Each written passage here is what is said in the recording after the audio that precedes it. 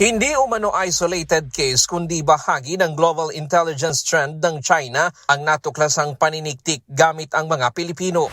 Ayon kay Rear Admiral Roy Vincent Trinidad, tagapagsalita ng Philippine Navy para sa West Philippine Sea, ang state-sponsored intelligence collection na iniuugnay sa Chinese Communist Party ay nararanasan din umano sa ilang bansa.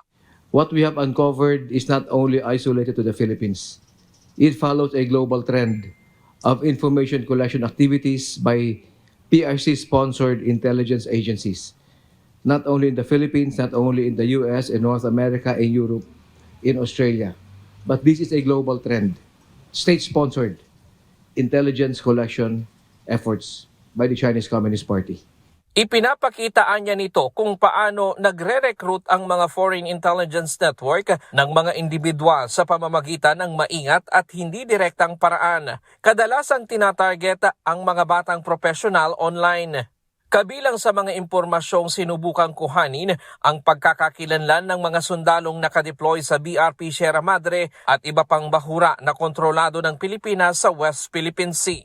Gayunman, limitado lang umano ang nakuhang impormasyon at naibahagi ng 3 Pilipino na nauugnay sa pang-eespiya. Yes, the gathering of unauthorized information to an adversary is considered a threat.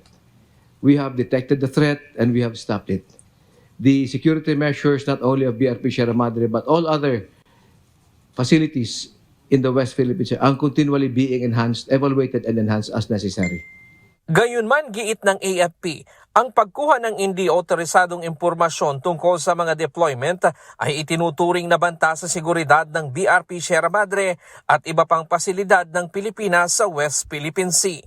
Bunsod ng pangyayari, patuloy na pinaiigting ng Armed Forces of the Philippines ang mga hakbang sa seguridad at ang rotational ng mga sundalong nakadeploy sa ating mga teritoryo. Ryan Lacanlale, UNTV News and Rescue. Diyos ang aming sandigan, serbisyo publiko ang aming pinahahalagahan.